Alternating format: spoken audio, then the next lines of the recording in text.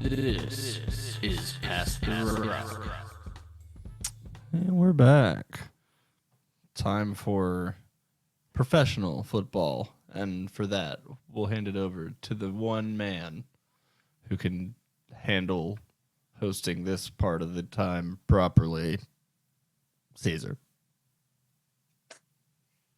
That's right. We're talking about professional football from a semi-professional football commentator. Now, gentlemen, it was a great week one for lots of myriad of reasons. Some great games, some great spectacular buffoonery took place on the field as well. But before we can get to any of that, we got to hit some news and notes before we recap some of the things that happened in week one. Now, gentlemen, I unfortunately was not able to partake in the football week one in a normal way. I unfortunately had to work throughout the weekend. Oof. But I did get to watch the games because we had TVs playing the game. So I got to watch, but I didn't get to hear everything. And there's some new commentators in the NFL game. And you know what? Enough beating around the bush. Becky, you got to tell us. You wanted to talk to us about TB and Colt McCoy. So why don't you tell us how they did in week one? Well, unfortunately, Colt, we probably should have covered maybe before or in the transition. I don't know. Oh, that was college, wasn't it? Sorry. Oh, was it college? I thought he was. He would have done the Nebraska-Colorado game. I forgot that it was a college game, but it is worth talking about here because it's kind of the same conversation. So There you go. Colt had a rough one. I would say the timid thing is definitely there. You've already heard that about the other guy, too. I thought that was a little I thought that one wasn't as fair, but Colt was tough. It was really, really timid. And you guys being fans of Texas, Colt played for a while in the NFL. He's kind of already that kind of dude anyway. Not saying that he doesn't know X's and O's or anything, but I've never thought of Colt McCoy as the personality. And you do need a little bit of personality to do the job. So for sure. I'm a little skeptical.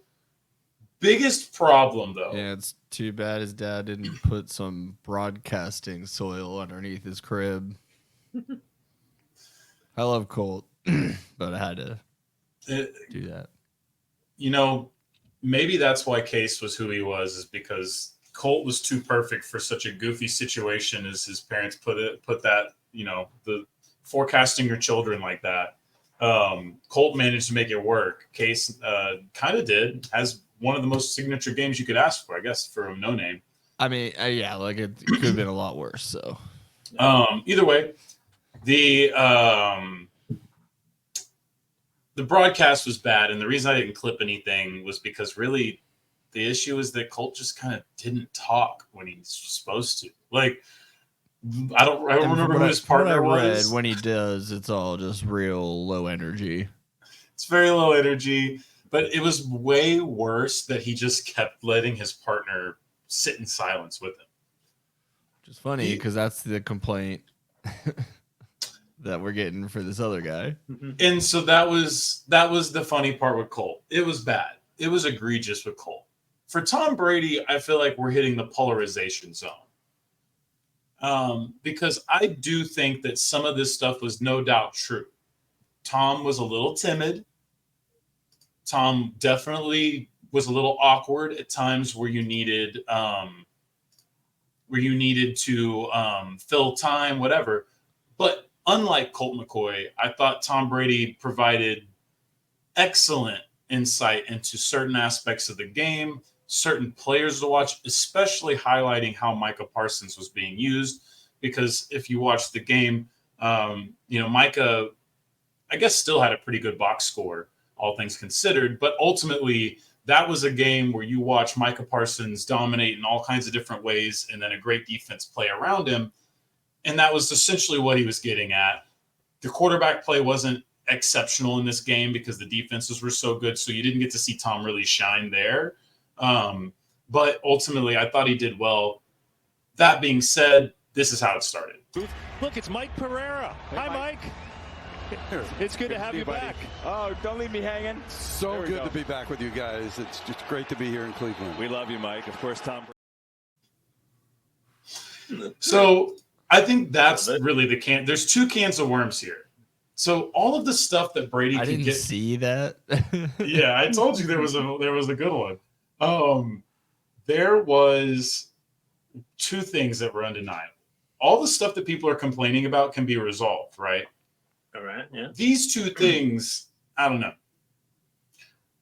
It felt like Kevin Burkhardt was jabbing a little bit and perhaps was using his platform and his comfort to sort of pick on Tom for the fact that he was essentially replacing Greg Olsen, whom Kevin Burkhardt had such a perfect chemistry with. Which, again, I was amongst the people who thought Kevin Burkhardt doesn't deserve to be demoted, but like Tom Brady should be with a different partner to grow. You shouldn't break up this great partnership, even if Tom's great at this. But they did. That's where we're at. It is what it is, right? Will this continue? Was it just a couple of jabs to start? We will find out eventually. I think it would be fair that they knew they have to sort of mention it, address it, and the best way to do that is to humble Tom Brady a bit with it, right? And that's what that's how you would have heard it. And Brady was actually calling himself the rookie. He was actually, he was very one of the complaints to the broadcast. I mentioned that similar to Colt, there were complaints about his pacing. Sometimes there were complaints about him just laying out completely. But the stuff, especially I thought with his pacing, and it was funny, someone described it as it sounds like he's speaking with like a tab instead of a space bar. But my immediate thought when watching that is, my guess is he was told, speak slowly and clearly and don't overstay your welcome. Don't talk too much. So I think he did a little too much. Let the game come to him because that's what he was told. I think he'll be fine. Yeah, that's what I said. That's all fixable. Now I will say I will say because I didn't hear it right, but I will say one thing that I've seen be talked about in regards to what could hinder him is because he's going through the process of getting approved as a part owner of the Raiders, minority owner. That's number 2. Yeah, he does not have access to any of the pregame information that a lot of commentators had. A lot of the reasons Tony Romo was able to be so predictive of what was happening in his rookie year in the broadcast booth is because he was sitting there with the coaches talking about their game plans. And then he was able to put that out and apply that in real time, right? So you're not going to get that from Tom Brady. He is going to react to everything the way we are as an audience. I mean, and it's up to him to give you immediate analysis. That's true. If he's watching the tape, well, Patrick, I don't know if he's not able to be in the most critical meeting of the production, essentially. Maybe, but that's fact. That's what they're saying. But that's like every broadcast booth. This is what Troy and Joe do. This is what they all do. That's fine, but it's not like he's just not going to get any of that information. No one. But you're not getting it organically. You're not. They're going to keep it all from him. Think about it I just don't think it's as big of it. I think that's an overblown portion of it. I don't think so. Yeah, I think it is because they have to develop chemistry. You're talking about if Lennon and McCartney just started writing songs like they did in the late '60s, where they were just writing their own shit but still calling it each other's shit. I don't think the coaches are going to tell him anything that he can't see on the tape himself. Yeah, but here's the thing: he's going to get that information in that time. Yeah, instead of doing any prep work, he's just going to go out there and raw dog it every single day. Or they're not developing their pick and roll. I just don't. We're going to have to agree to go. Yeah, I just don't think it's as a pivotal for him to firsthand hear them say. I don't think we're gonna try to limit Myles Garrett. I don't think but that's not it. I think it's little details and stuff, and that's where the partners can actually sit in the room. They basically are taking combined notes. You know what I mean? It's like a writer's room essentially too, like any comedy, like a comedy one. It's like you're kind of just taking notes, and you're like everybody there is then making the decisions on what's going to be on the show. We've seen people fail at this before in other shows because of this exact problem, because they miss the vital meeting that helps run these programs. And they try to get it caught up, but then you're just forcing it into a weird way. And that's where I do think if Tom Brady can't get past this, which who's to say you're not right in that he can, but if he can't, my guess is this has more to do with him stepping away from the booth than the timidness, the backlash he's getting, the Greg Olson thing. I think him being an owner could end up being too big of a burden for him to really run a broadcast booth the way Troy has, obviously Joe, but just talking about the ex-players here, the way some of the more successful ex-players have, I don't think he would be able to do it that way. Yeah, and at that point, so Fox doesn't lose their investment, they would just have to move him into the studio for studio analysis, which Honestly, I feel is I a would much better expect thing for any him other anyway. Fox. And if you Fox did you guys show. watch Fox Sunday? Terry Bradshaw Caleb Williams might get Terry Bradshaw kicked off the show early. Jimmy, I love Early. Jimmy. I love Jimmy. Well, earlier than they anticipated. I love Jimmy. Age catches everybody, man. It's getting tough for him too. Even Howie. I mean, Howie's fine. Howie's still got a good 5 to 10 in him, maybe. But He's even also him, got, he's got the Hollywood acting training that can kick in even when his mind might not be all the way there. yeah. And I think Howie had to retire a little early, if I remember correctly. So I think maybe he saved himself some CTE. That could be it, yeah. But yeah, So that was it. Yeah, if anything, I think this is going to be a trial run for Tom Brady at the expense of Greg Olson, because if he doesn't cut it in this season, they might just move into studio analyst. I think he'd be great in that position. I think the networks also know that an announcer has to just be so bad for them to actually do anything about it. Like, he could be terrible. Like, people complain about every announcer all the time. Booger McFarland was horrible. They still gave him, 2 ESPN didn't have much of a choice. choice. No, they did. They just didn't want to give the reins to Randy Moss like they should have. ESPN really fucked up Monday Night Football for a decade before they were able to steal Joe and Troy. Yeah, I mean, it's been a long time since they had a positive note as PR-wise, and that's...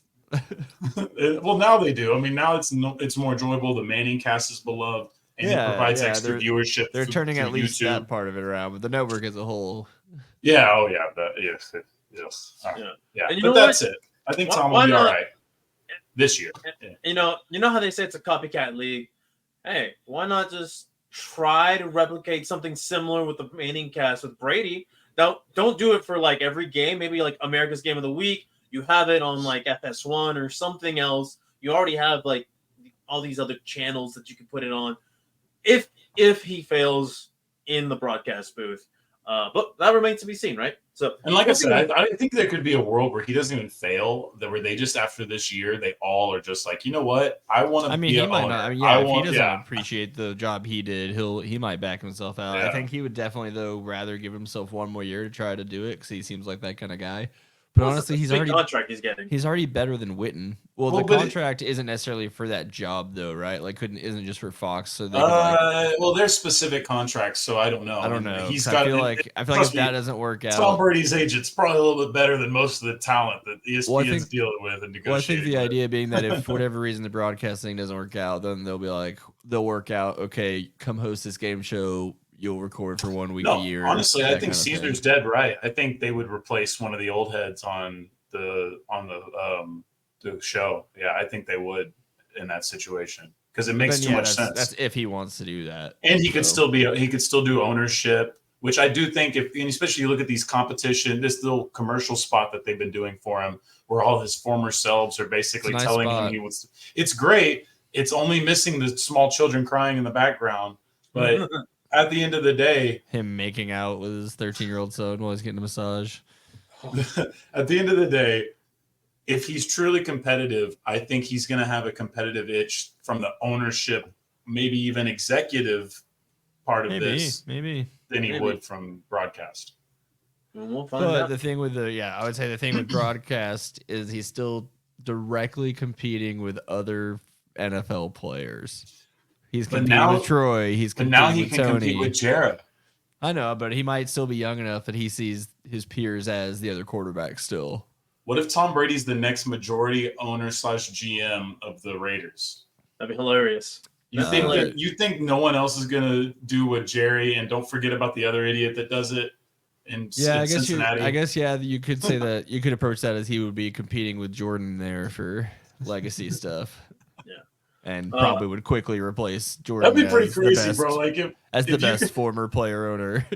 if you could compete at the Jerry Jones level of ownership, like, you know what I mean? I know that now is a little bit, laughed that's at. the But that Raiders. is a The standard. Raiders is a great brand to do it, and if you get the Raiders Exactly. good in In Vegas, Vegas, that's gonna be crazy. Yeah, exactly. Although I still So- think Vegas would have been better off getting a brand new team, but then I don't know how that works for the NFL. If LA, I'm still pissed off they don't have the Chargers and that LA doesn't have the Rams and the Raiders, but that does not matter now. Does not. All right. Well, moving off broadcast talk, let's talk about some players who have had their own issues this week. The biggest news. Well, there's two pretty big ones, but we're gonna go with. We're gonna save the worst for last on this one. We're gonna talk about Tyreek Hill right now. That's not the worst. That's not the worst. Surprisingly, no, actually, because surprisingly not the worst. because he was look at it right really. now. I mean, yeah, it seems like everybody's responding quickly and correctly so far. So that's kind of shocking. Oh, We'll see. Sorry, the other one that you're mentioning, it's old news reissued. So Well, not really. no, There's a significant difference, but go ahead. Yeah, let's start with this one because that other one's a little bit nastier. that was a little bit. Anyway, I would say Rrestin a lot Reek. of it for sure. Tyreek Hill, for those who were unaware, was arrested Sunday morning prior to the game against the Jacksonville Jaguars. Detained, rather. But listen, if you just read those words or you just hear those words, you're like, oh, well, it's how bad could it be? And then the Miami-Dade County Police Department released the body cam footage, and it is about as bad as you could So think quick, of it. too. Yeah, That's super lawyers right there. That was Drew Rosenhaus was watching that game, calling. he was in the car, apparently. Huh? I think he No, was in the no, car. he He wasn't in the car. said he was He wasn't in the with car. Reek, but it doesn't make sense because in all the videos you see Reek saying "Call Drew, call Drew." No, yeah, he wasn't. He So I don't know was if on the he phone. showed up after. Okay. But he And then he they said would've- I was. No, he with showed him. up real Maybe quick. that's what he meant. Was he was on the phone? He was with the tight end and with Calais Campbell, Oh, Okay. okay. and that's who Drew Rosenhaus said called him was the Jonnu Smith, I think, was the tight end. Okay.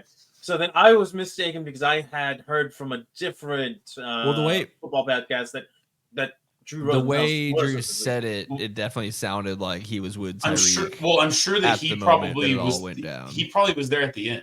Yeah. Okay. That would be my guess. Is that Drew Rosenhaus probably showed up immediately because Rosenhaus Yes. is based out of Miami, so I'm sure he showed up immediately, and he was probably already headed to the game.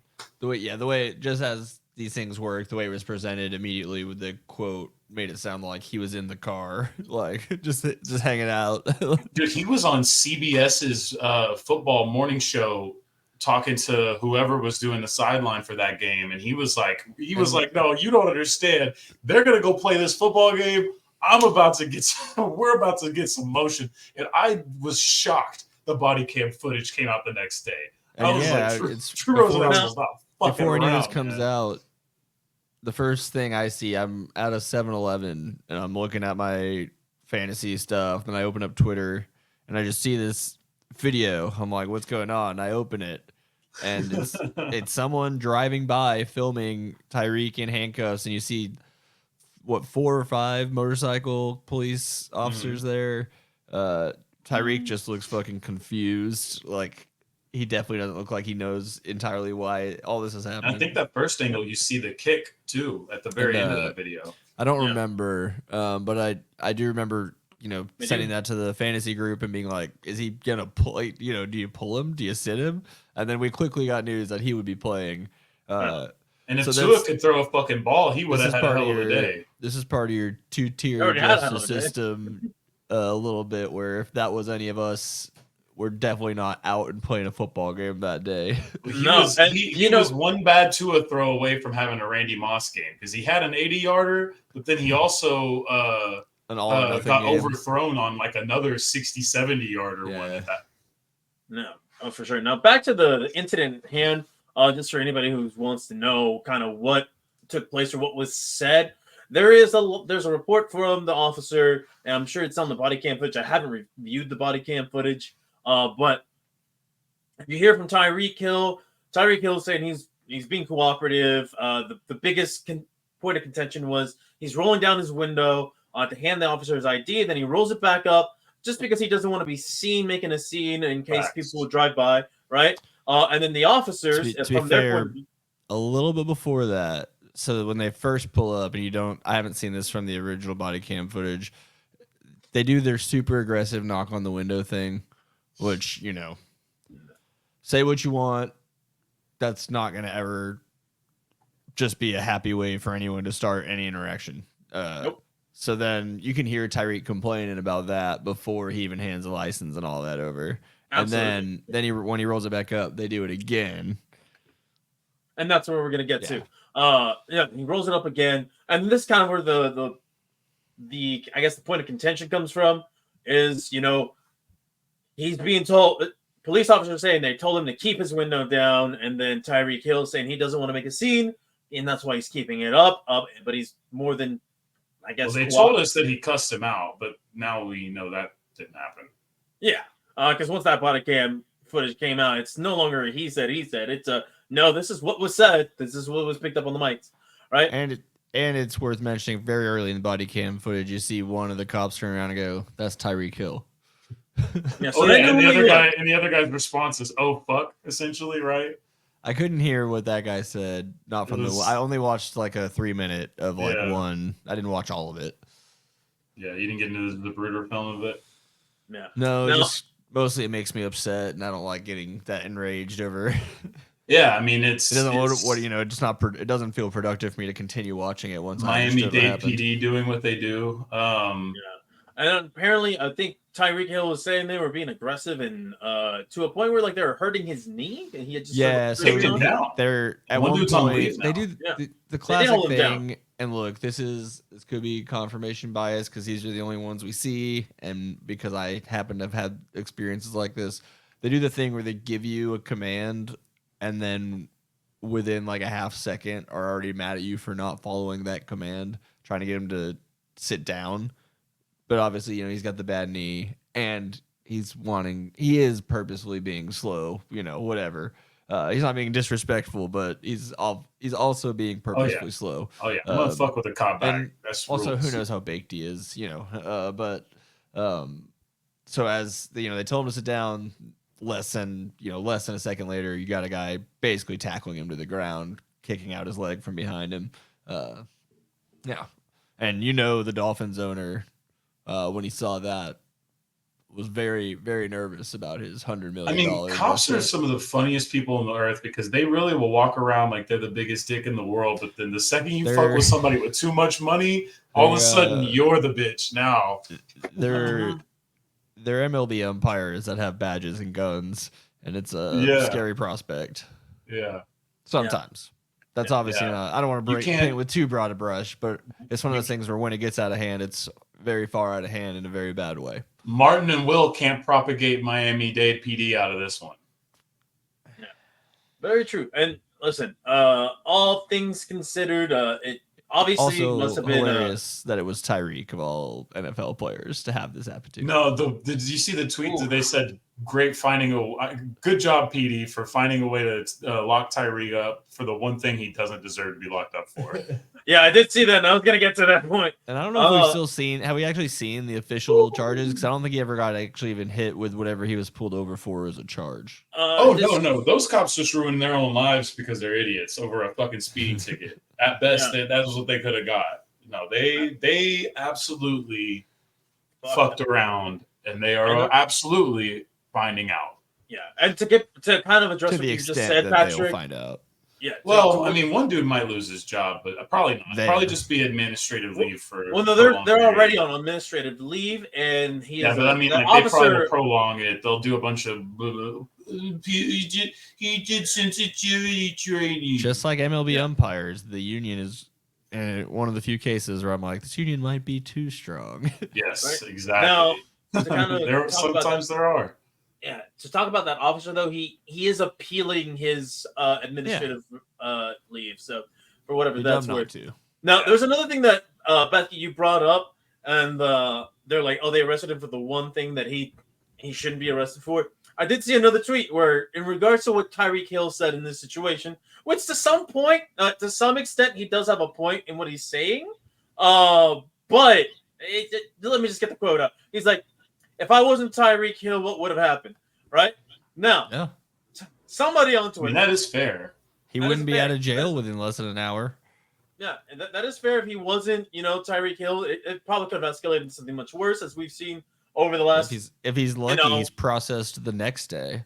Yeah, we've seen a lot worse happen with minority men in the being detained by police officers. Now, one thing that I saw on Twitter to kind of poke fun at Tyreek Hill is, what if he wasn't Tyreek Hill? It's like, well, he would have been arrested for the domestic abuse allegations that he has on him. Even those places like Florida don't do a good job. And if he wasn't Tyreek Hill, he would have been driving like he was probably to get himself pulled over. Or in the car he was, the fucking super special The McLaren. Yeah. Yeah. It's a nice car. Yep. But we'll see what happens with this. I'm sure this will be one of those things that Miami beat reporters will kind of keep track of, and maybe it'll bleed onto the national consciousness. And I think, it's kind of like the Scotty Scheffler thing, but even it's more prominent than Scheffler, and so that one was already not national news. This one will be. And then I saw someone pointing out that when they saw the Dolphins Walter Payton Man of the Year in handcuffs, they pretty much knew, the cops probably messed this one up. Yeah. Which I don't know if that was Jonnu or I think that's Calais Campbell. Calais Campbell, yeah, that makes more Calais sense. Campbell's like notably one of the better humans, and he's a Miami guy. That's why he's back there. And they asked him. I remember they asked him, did you feel like you were in danger? And he said, when that guy turned and started walking towards me, I could tell he was pretty hostile. So I immediately did whatever I could to consciously be as little of a threat as possible. Yeah, and let's not forget how that do you Calais do that is as a literally 6'6", one of 300 the pound or whatever he is. He's one of the most impressive physical specimens that's ever played in the National Football League. You know what I mean? He's like a class above normal humans. That was wild. That's not something you see before an NFL game usually. Yeah. Nope, not usually. No.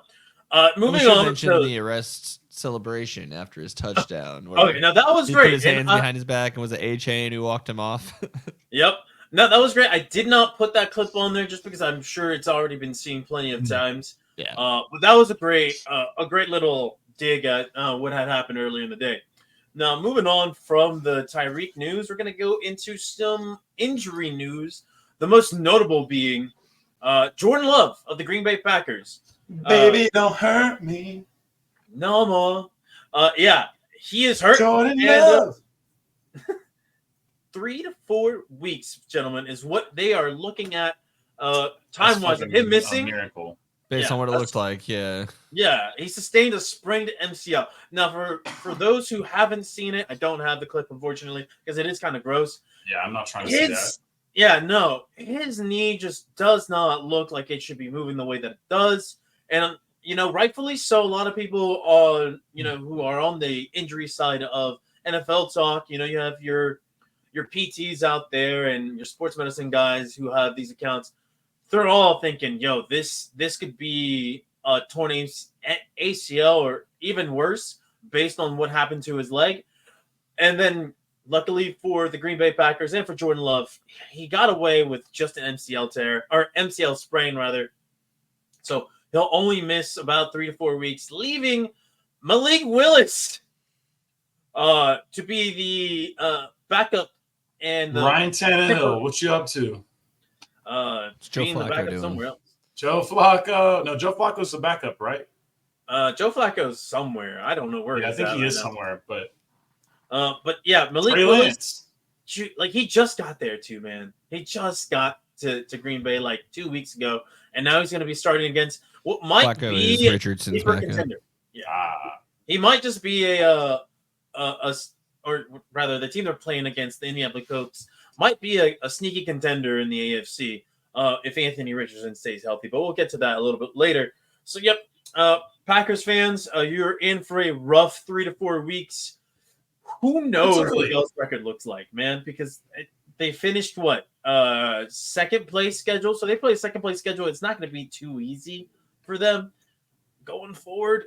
Looking at it, and your quarterback's not a starter level quarterback. You're about to have a bad time The good news is you have plenty of time to make up for it, and your division is maybe the best, good. well, it was considered the maybe best not division in good. football coming into the season. So And definitely looking. We not don't looking know. like Basically, we don't know anything about your division factually at this point, so anything is technically possible. So here's the thing: get they do ready have for two my- winnable games during this absence. All right, Indianapolis aside, that one looks like it's going to just be a real ass kicking.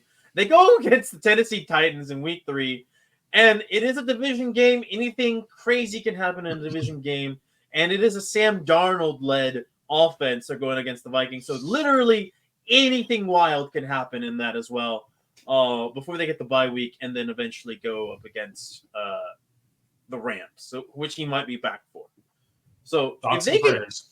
so if they can like get away with like a win or two, maybe, just don't let Malik Willis throw too many times, and you maybe will be okay. Who knows? Who freaking knows? Matt Well, LaFleur. who are they handing the ball to? They got Jacobs. They got a little bit of running back stuff. Right? Because they lost their good running back. They did. And he plays for your team now, right? Yes. He did very, very, very well on Sunday. Yes, We'll get there. and we'll talk about that. Yeah, we'll get there.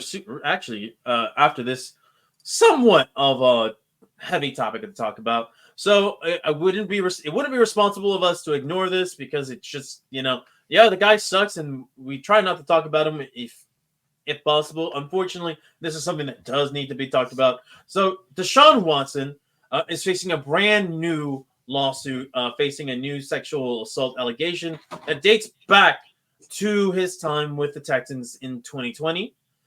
And this one is as gross as all the other ones, if not a little bit more so. This is worse. No, this one.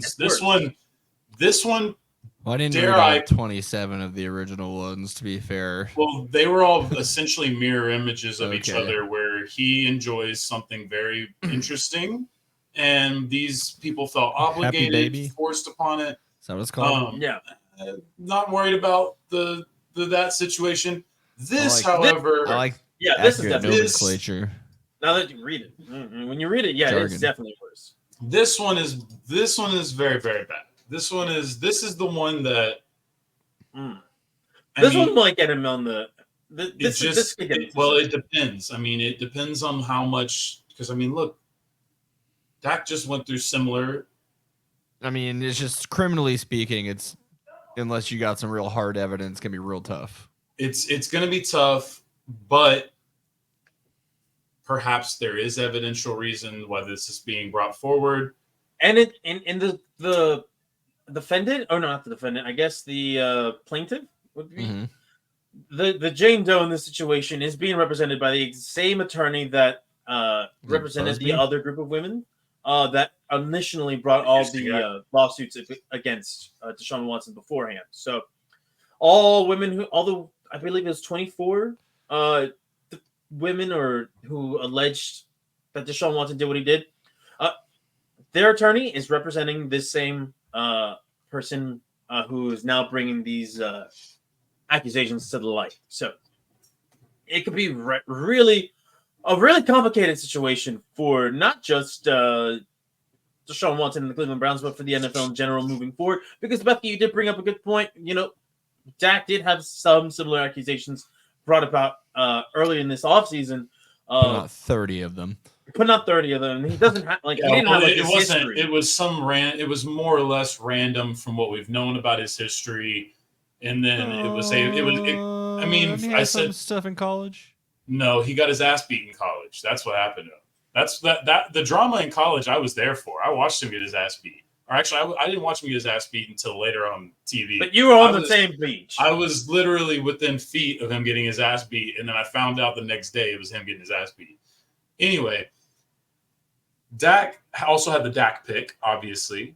But this one, it was random. It was, I don't know, this is an awful topic, but it was essentially it was essentially kind of what we see from those cases. I mean, do you believe it? Do you not believe it? I don't know. They settle out of court. We never know. The case gets dismissed.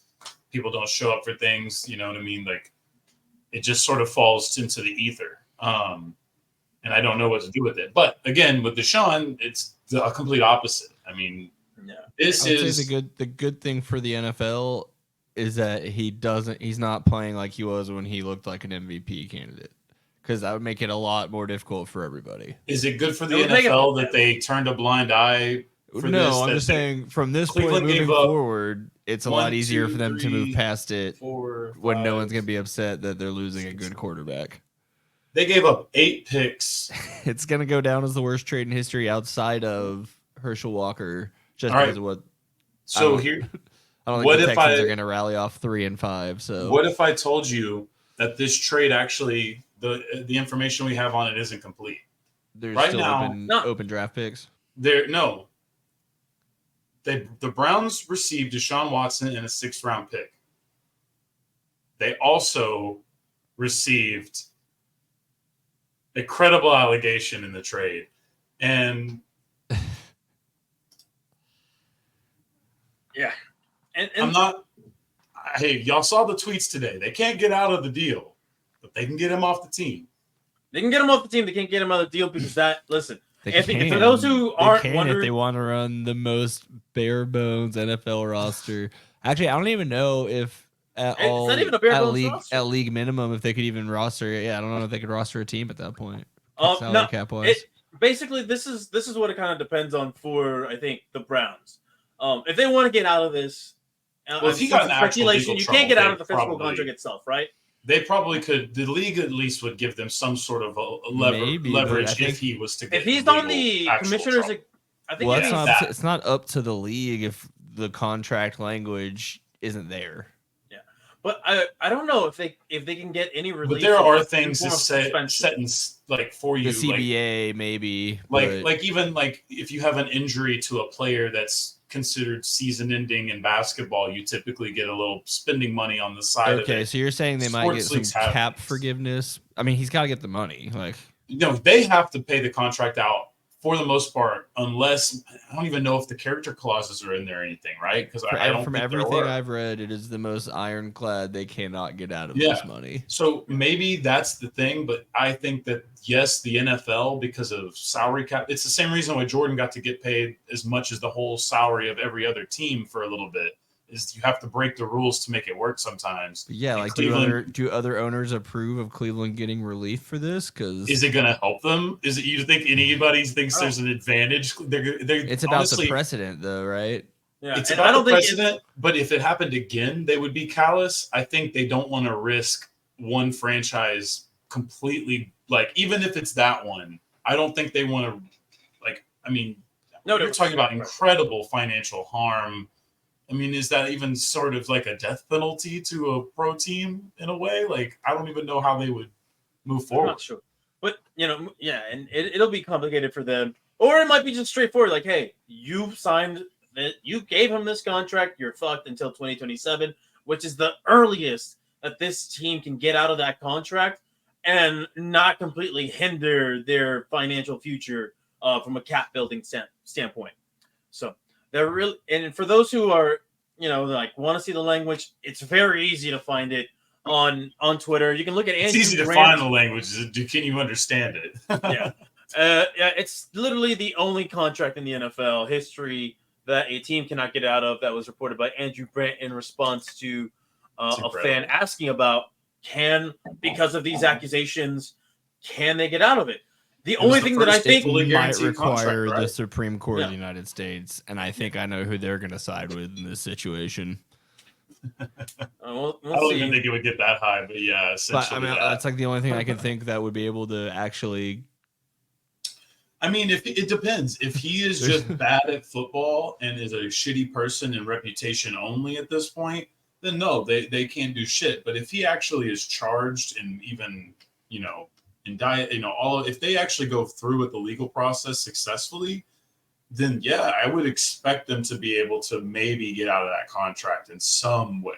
No, I'm gonna. Even if they didn't, I don't think, like I said, I think the NFL would solve something so that the Browns weren't like, what are you going to sign the Browns up for 4 straight 0-16 seasons by taking most of their salary cap and then like trusting them to be 100 on every draft pick they have, which they don't even have that many of. Well, I guess they have them all now, but yeah. And who knows what's going to happen with this Cleveland Browns team? But hey, listen, they dug their own grave on this.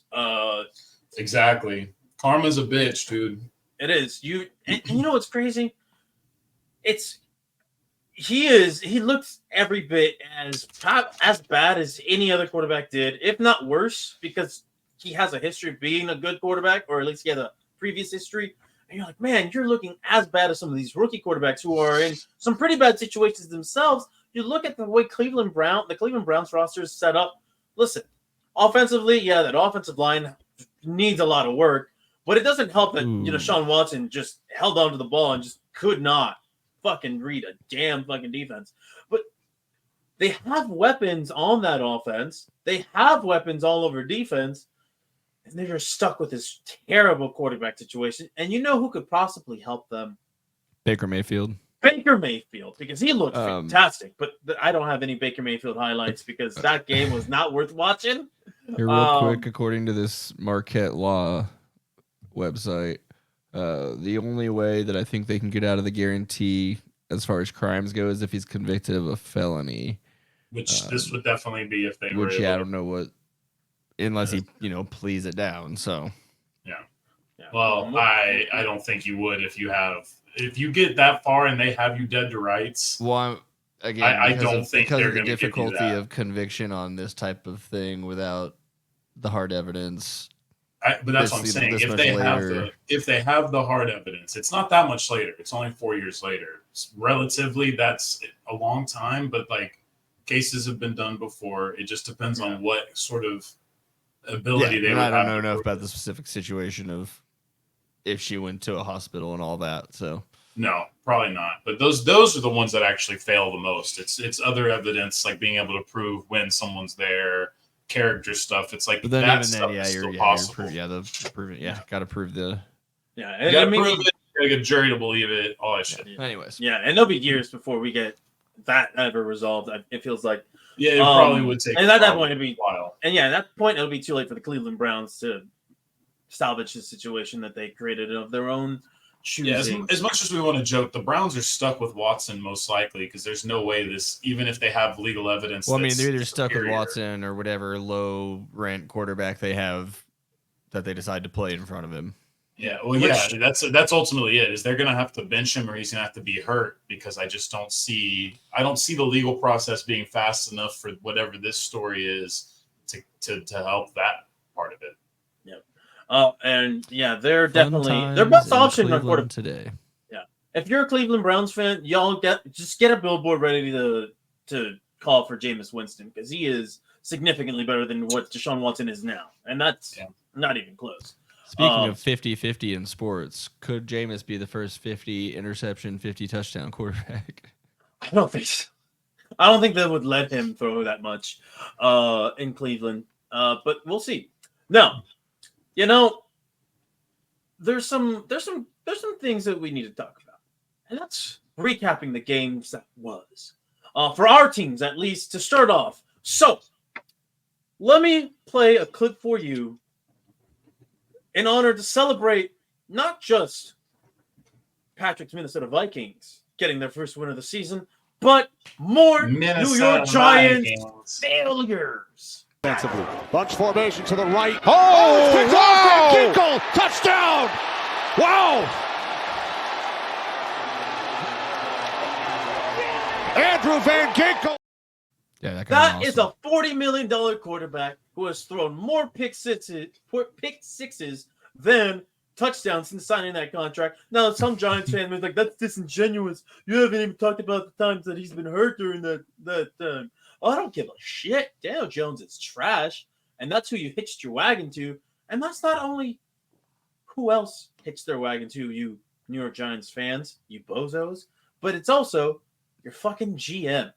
And let's see if I have the clip ready. Because we're not going to franchise him. Like, it doesn't make any sense to franchise him. So. Unless you think you can trade him after doing that. Right. And then could we get something and trade him? What are we really going to get? Unless it got down to like $7 million. And I don't want to offer that because I don't want to be like we disrespected him. There's 31 teams. It only takes one to, maybe be open to doing something. If it doesn't get to that, hey, we're going to do the right thing. We're going to let you hit free agency find out your market, come back, and let us know if we can match it. If we can, we'll have those discussions. I mean, in a perfect world, I'd still like to have him back. Until we can prove that we can have a decent offense without him. Daniel's making a lot of money, and it's the fork. Like, we got to figure out is he the guy? So we got to protect him. We need to put resources there. He's not the guy. And the guy who possibly could have gotten you some touchdowns plays here. But we'll talk about him later. Minnesota, you know what? You guys had a much better showing than I thought you were going to have. I still thought they were going to win the game. I just didn't expect that Sam Darnold was going to go 12 of 13 in his first 13 passes. Who's 13 of 13? 13 of 13? Then 13 of 14, and then... Okay. Thank you for the correction there. And then, yeah, his second half stats were not nearly as good, but it didn't really matter because they were playing the Giants, who have shown that they are completely inept, both in the front office and now on the field itself. They don't have anybody. That 21-6 you saw in that clip might as well have been 50-0. Yeah, that was an insurmountable comeback. And there was another clip that I wanted to put on there, but it was just too much, and I'm not sure how much we can get away with, even though we're not monetized. What's his name showing the New York Giants GM just try to kind of defend his decision of getting rid of Saquon Barkley, who is the centerpiece of their offense. And weren't they forced to do this show? Huh? Weren't they forced to do this show? No, I think that they were, right? Weren't they? Wasn't one of the NFL teams forced to do a show because they hadn't done one of the other ones this year? Pretty sure I heard that. I'm not exactly one of the NFL teams had been putting off this shit for so long that they forced them into doing it. Maybe it was last year. Maybe. Sorry. We'll Patrick, have to look can into you look that up? Caesar's sorry. Yeah, no worries. So, listen, and we'll get more to the game a little bit. No, they volunteered. Okay. Oh, they volunteered. Yeah, I'm trying to help you. I don't know if they could force a team if no one volunteers, but I think every year someone volunteers. That's what I thought, though. I thought someone they finally had to force into maybe it. Though. Maybe I'm misremembering. Yeah. Anyway, so have they done a Patriots one yet? Right. I don't know. Maybe. They could now with Gerard Mayo because he looks open to the idea. But anyway, back to this game and back to kind of what the Giants have been doing, which is a whole lot of nothing because in one of these other clips, they're talking about all these secondary players on the market. And I don't mean secondary by defensive backs. I mean second tier level running backs, receivers that they could possibly surround Daniel Jones with. And it just, you see what you get when you don't pay for elite players, right? You end up in a situation where you're stuck with Daniel Jones and you're getting torched by Sam Darnold. But you know what? Let's give credit where credit is due because the Minnesota Vikings, they came to play. That defense looked really good, even though I've been harping on how bad Daniel Jones is. They balled. They balled out. I didn't watch too much of the game, but I've seen enough to let me know that they were they played lights out. Shutting down an NFL offense, or close to shutting out, I guess in this case, isn't easy, even if some teams make it look easy. And anyway, listen, I don't know how long Sam Darnold can keep this up for. History tells us not very. But hey, if you get defensive play like this, you get decent enough quarterback play from him, hey, Patrick's prediction of 9-8 might just happen after all. Now, Patrick, did you have anything that you wanted to talk about in this game specifically? Since you're the one who watched the most. Yeah, I mean, it's the thing about the NFL in week one is that we saw what the Vikings could be at their best. That's what you hope to be, but it's week one of the NFL. So, it's not I'm not going to take that to the bank and say this is who this team is until I see some more. But it's nice to know that they have that in them. Yeah. So I wasn't expecting them to put up any games like that for the whole year.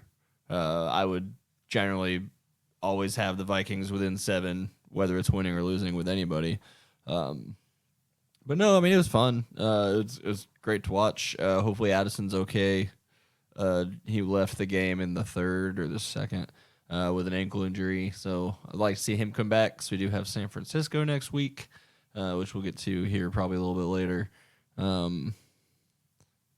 But yeah, I mean, like I said, it was it was fun. Good win. The Giants are exceptionally terrible on offense, especially. But and I don't. Yeah, we probably don't need to spend too much time on the Giants because they're bad. But I actually do think long term it is the best move for them just to move on from Saquon because he's going to win you. He's accidentally going to win you more games than you need to for the draft picks you need to build that team back up. So next year when Bill Belichick's the GM / head coach, look out for them to get better. We should also mention they wore their throwbacks to like their original uniforms, They're which hideous, disgusting. didn't look great, and they looked especially bad next to the Vikings uniforms. It was just a terrible combo, but I will give them that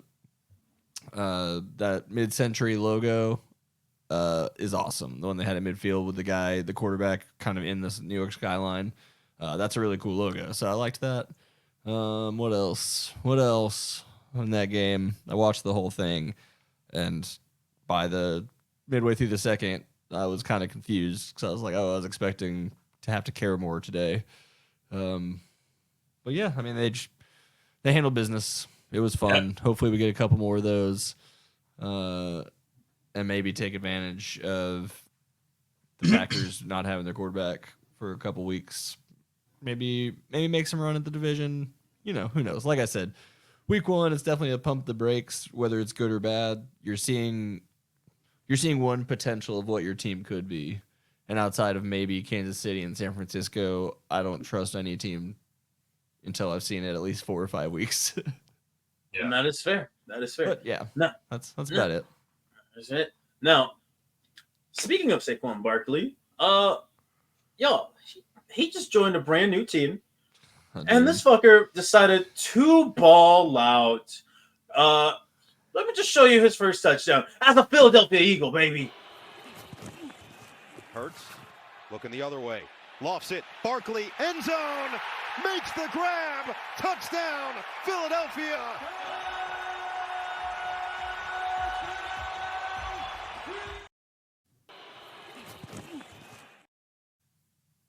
That was just one of 3 touchdowns that he had against the Green Bay Packers in his debut. The last, and I don't know if this is an omen or if this is a sign of things to come later in the year. He is the first Eagle to have 3 touchdowns in his debut since Terrell Owens. So this is either a sign that we're going to the Super Bowl and losing miserably as Jalen Hurts is throwing up on the sidelines, or he just has a really good season and we see what happens. Who fucking knows?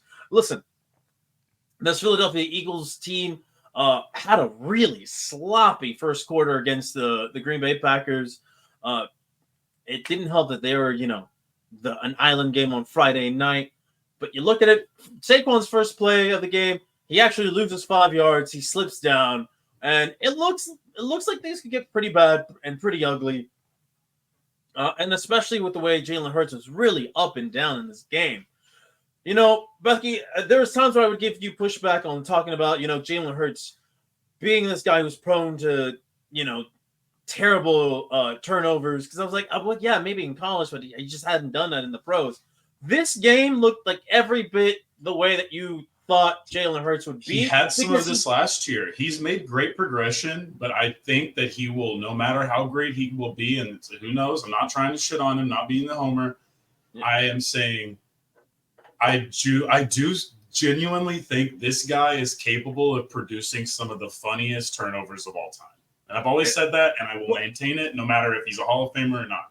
No, listen, you have kind of a really good, and there's some real damning evidence that it supports what you just said. Because, and I don't have the clips of this, because looking for this one was kind of a little bit more difficult than I thought it'd be, and I was running out of time.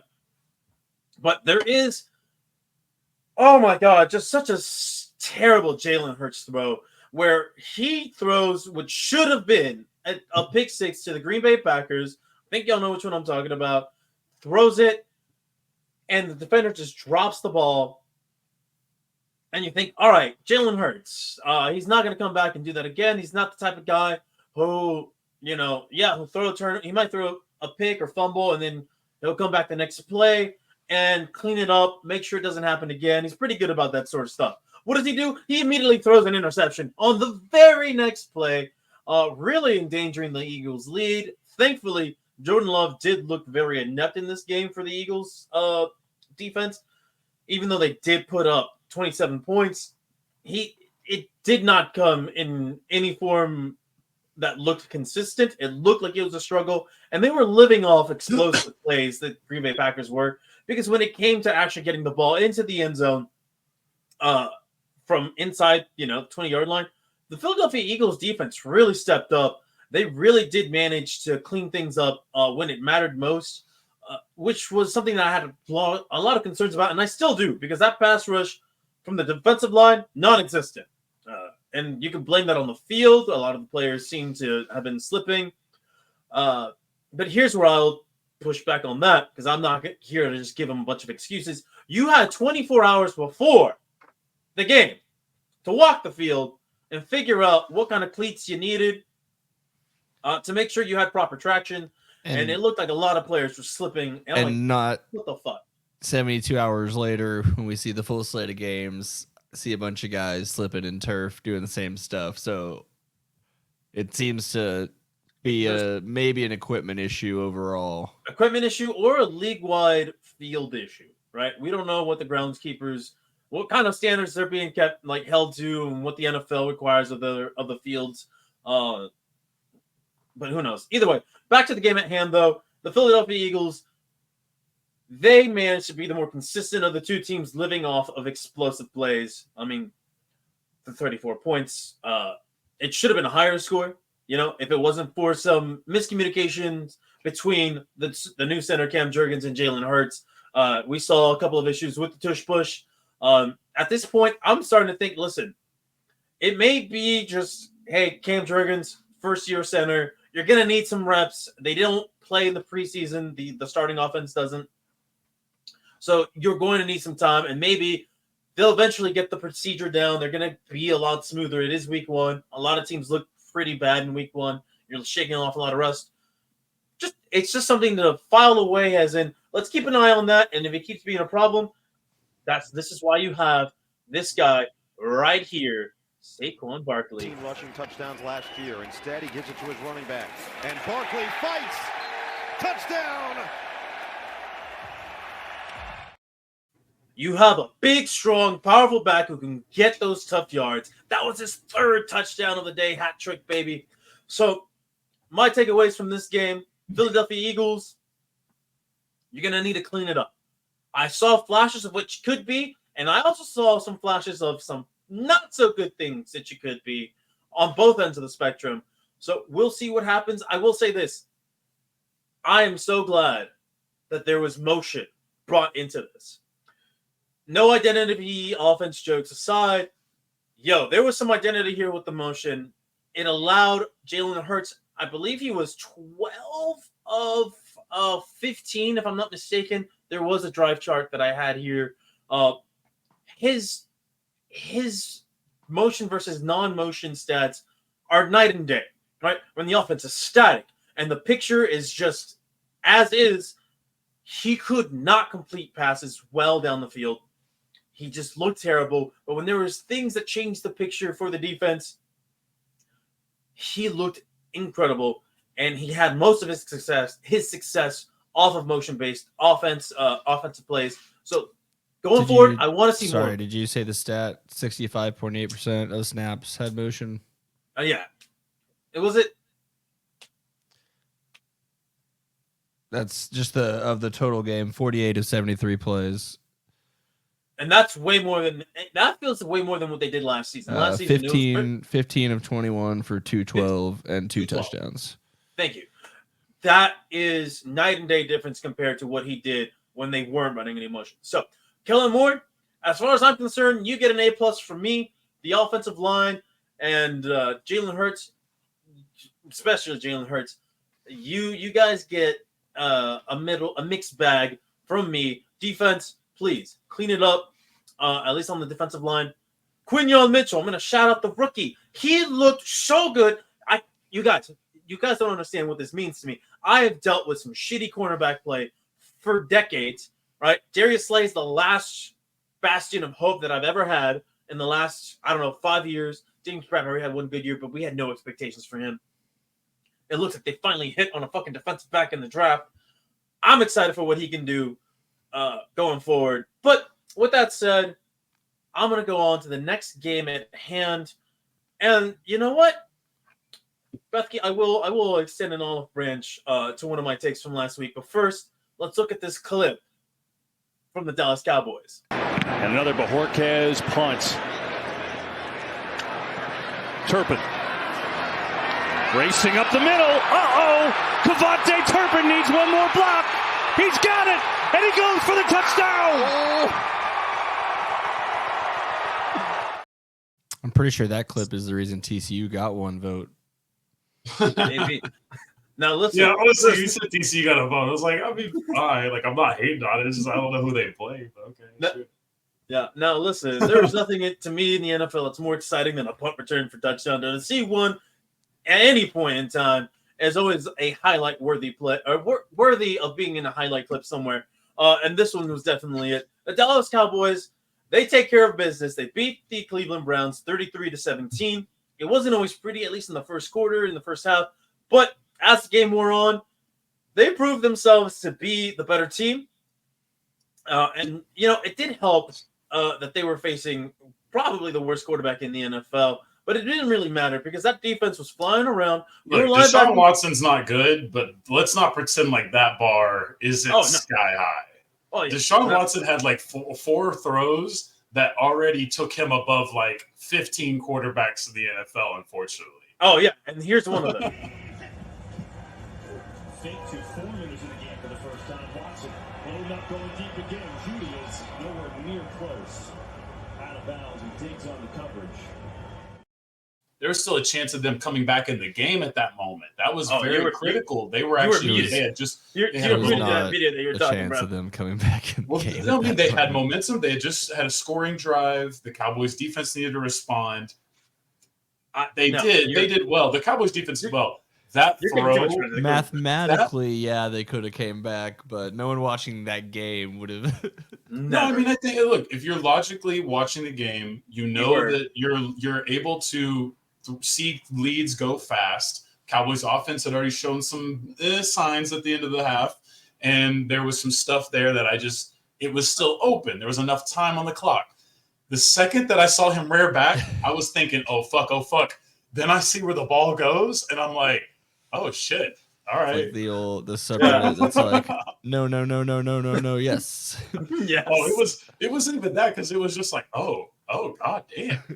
Yeah, no, it was bad, and he is bad. Now, listen, you say that you saw some throws that launched him in front of 15 other quarterbacks. I think in the first half, he only had one throw that went more than 6 yards past the line of scrimmage. Exactly. That's already better than Bo Nix. Yeah, but that's not a hard. Listen, that's not hard. That's one. But thank you for bringing that up for later because we will show something from Bo Nix. Now, just back to this game in general, though. Let's be real. This was a battle between defense and special teams. The run game, and the Dallas Cowboys proved that they had the better one on each and every single play. Not to say that Dak Prescott played bad or played well. He just, he had a very game manager-esque stat line. He did have some good throws. The man just got paid, all right? Yeah, he just got paid. And again, the same way that I've kind of mentioned, it's week one. A lot of passing was down in week one. I believe the average yardage across the entire league is 185 yards. For the first week. That's not great. For gamblers, it's late news, but it's always good advice to slam a bunch of unders week one in the NFL. Absolutely. Now, I'm going to go. This is where, Bethany, you got to let me have this moment to give you this olive branch because it's not going to happen that often. All right. I had concerns about y'all's linebacking court because they're unproven. A lot of them are new. And some I just didn't think they would have it. Now, let's talk about your guy. DeMarvion Overshawn, 11 total tackles. The guy was all over the place. Had a sack, had a tackle for loss, 2 hits on the QB. The guy looked every bit as you have advertised us. He would. They called me a madman. The only thing I'd like to see different is I'd like to see him go back to our number 0, but that would I don't be know why the story went like that because Curse is gone, and then I don't understand where that went, but 13 we have it, I guess. I guess. Now, another guy who I was honestly still, I still think the jury might be out on him, and that's just because of how his play style has been throughout his career. And that's kind of a play style that does wear on the body. Eric Kendricks, 2 sacks, 9 tackles, second on the team. Looked really good. 6 solo tackles. I believe that led the team. I think the concern with him is not how he plays at the beginning of the year. It's how well is he going to hold up. Well, no, that's what I'm saying. Because of his play style, he does not hold up very well towards the end of the season.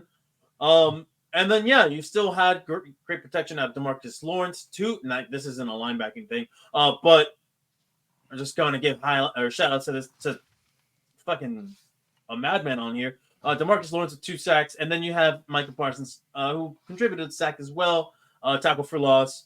But there is one thing that he did do a lot of, and that was hit the shit up Deshaun Watson with 5 QB hits. This defensive performance just really solidified that this is the strength of the Dallas Cowboys early in the season. And then as the offense starts to, get better, get more in rhythm, who knows where the heights of the Dallas Cowboys can go. This is about as complimentary as I'm going to get on this team. But I will try to be objective and, as they say, real recognize real. And this is a really good performance by them. On the other end, you had the Cleveland Browns. Deshaun Watson looks like one of the worst quarterbacks in the league because he is. That ground Especially game with no real running game, with no running game, they had no shot. They're absolutely screwed until Chubb gets back, and then it'll be too late. Yeah, and I don't know how long the offensive line's also not ideal. Weeks. Well, that's the same offensive line they ran last year, and they basically almost made the playoffs, right, with Flacco. So they were missing a couple dudes this week. They're missing the same. They're missing the same tackles they were missing last year when they made the run. They were missing those dudes all last year. Yeah. So I mean, at least during the run, they might have been there when they were bad at the beginning of the year. Chubb obviously meant a difference. He's the most dynamic player they have on offense. So absolutely, and he's a tempo setter. And listen, you could say that they have some dynamic threats on the outside, but if you don't have somebody who can get the ball to them, it's not going to make a difference, and they don't, right? Just looking at a lot of what Deshaun Watson was doing, he needs a running back. He needs a running back, and honestly, he might need a whole new shoulder. The thing that I see with him is like his mechanics on his arm look a little different. I could be wrong. I didn't watch that much Houston Texan football whenever he was at his peak, but his mechanics look so weird, and that could be kind of product of like he needed shoulder surgery last year, and that might fuck up his mechanics. Who knows? But man, if I'm the Cleveland Browns, I'm seriously thinking of putting Jameis Winston in there just because it's like he can't be worse. Like I just don't think he can actually be worse. I think there's other quarterbacks who could be worse, but I don't think Jameis Winston can be worse than what Deshaun Watson is now. But Bethke, I'm gonna hand the mic over to you, and I'll let you tell me what you saw with the Dallas Cowboys. Good time, no doubt. I kept it pretty simple here with a little pros and cons. 3 things that mattered the most on each side of those things. Ultimately, I was just happy that the day started with the extension, regardless of where the future is. Let's get all the good players signed to contracts because unlike the New York Giants, Jerry was mad that the Tyreek news. He might have been. But maybe Jerry was who helped them out with the lawyers and stuff. He's like, oh, goddamn that police officer. The one time Jerry is ready to roll on that. But look, I was just really excited about it. It was just nice to know. I don't agree with the Giants. I'll take a 6th-round pick for Dak Prescott next year if we have to blow it up. Hopefully more, but you know what I mean? Like I'd rather take something than absolutely nothing. So like it's one of those things where, it's good player. It's a bad league for quarterbacks. Whether he is the answer forever and ever and ever, amen, is always going to be a question. Potentially, even if he was able to bring a Super Bowl home. Maybe not. Well, probably not at that point. That's but the only thing you'll always have some people making that noise, but Cowboys quarterback's just a tough gig. Doesn't matter how good you are. Brady could have done his whole career here. It would have been the same problem to some extent. I'm sure he would have handled it differently, but it would have been the same. Aikman doesn't get any shit for the team being. But he doesn't get any shit now. well, he was getting all the shit he could handle when he was playing. And that's just the way it goes. And I mean, look at Romo. Everyone loves Romo, and it's like, it's debatable. I think we love who he was, but Dak's a likable guy. He's been a really nice progression over time. We've seen him grow up. So I think people do want to see him finish it off here. But my 3 pros, Dakota and the offensive line looked pretty good to start against a really bad, really tough defense. Guyton against Garrett was awesome. It was good enough. It wasn't perfect. But it was exactly what you would want from a dude who's learning the position. And Miles Garrett's his first assignment. Against the greatest player in the league. Yeah, BB was amazing. Yeah, and I'll say this: Mike McCarthy. You got to shout out Mike McCarthy on that one too, because he didn't put Guyton in too many bad spots where he could handle Garrett. They were smart with the play calling in the first half. Yeah, you didn't put him on an island constantly. You did it when you had to, and he held up for the most part. I think he still gave up 1 sack, but bro. Well, no, I don't think it was him. That was actually Zach, I think, right? I think there was one where he would have given up a sack, except someone else got to Dak before because they somehow even got faster through the line. But I can't remember. Was it the defensive tackle that came up the middle in that one play? That was Zach. Up the middle. Yeah. That's the thing is that's in that play Miles Garrett. Yeah, but that wasn't Miles Garrett who got that sack. But no, Miles Garrett would have gotten the sack, but that other guy just blew up the middle immediately, so it didn't matter. Guyton was beat on that one or whatever. Yeah, it was a tough start. But. Yeah, I think it was Dalvin Tomlinson who got that sack because that one looked like it hurt. Yeah, because that one the whole time I'm sitting there, BB, you fucking idiot, and then we look back and it's Zach, and you're just like, oh well. Fuck, there are absolutely all pros who don't do that well against Miles Garrett. So it's worth noting, even if he never performs that well again, he had an amazing day. Guyton's amazing. The Terrence Steele haters were definitely not having a good day because he looks like he's back in form. I mean, fuck yeah, that offensive line did a really good job for week 1. Do it all CD. I mean, you got to love him. Why do we have Sedarian? To get him the football. Why do we get Sedarian the football? Because he's good at football. It's just that simple. McCarthy knows it.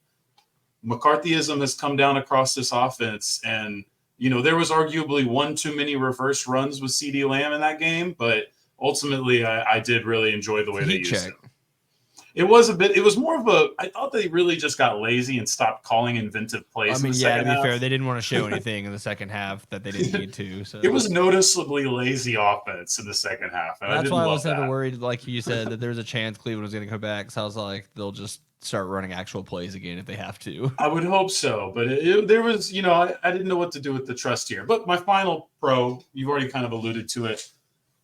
Lions, linebackers, and DTs. Oh, my.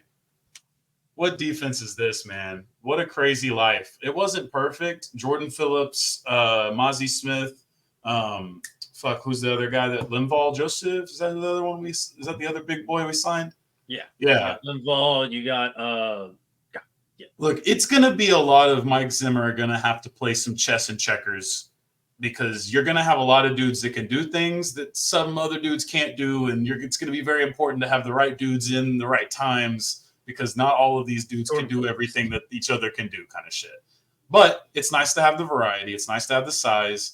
The linebackers were impeccable. Even Marist and Damone Clark didn't get a lot of love. But, I hyped it up. I told you guys, this guy, I was watching him at Texas just being like, how the fuck do people not realize DeMarvion Overshawn is a special talent? How do people not understand that this is a game-breaking elite level player? Yeah, he's a little positionally strange, but do your fucking job, head coaches. Put this man in position to succeed. And I'm glad the NFL's run by a bunch of fucking idiots because the Dallas Cowboys desperately needed him. And I desperately needed a Texas Longhorn. And I just pray for nothing but health and good fortune for him because that was fucking awesome. And defenses are going to have a bad time when you've got that flying around with hopefully a healthy secondary. Even if Kendricks wears out, then maybe that's just something that they'll have to deal with in the future is to find a more true middle linebacker. But fuck, dude. Good luck because we got a QB spy that you do not want to fuck with right now. And that kid was smart too. It wasn't just speed. That kid was where he was supposed to be every time. So, like, I'm very excited. I'm very, very excited because in the modern NFL, I'm not saying there's a lot of good answers to people like Mahomes, like Jackson, like Hurts, like all these guys who can run it and throw it and have offenses that can set them up for success. But, man, having a dude like that. You don't have to stop him entirely, but if that guy can make one play. Yep. That guy gives you a lot of hope because he's got a lot of superhuman DNA in his body. And I would like to see them continue to make that look good. That was my 3 positives. My 3 negatives, my cons. The running game did not give me any answers. I was happy to see Zeke out there feeling like he could leapfrog over people on play number 1. And he wasn't bad.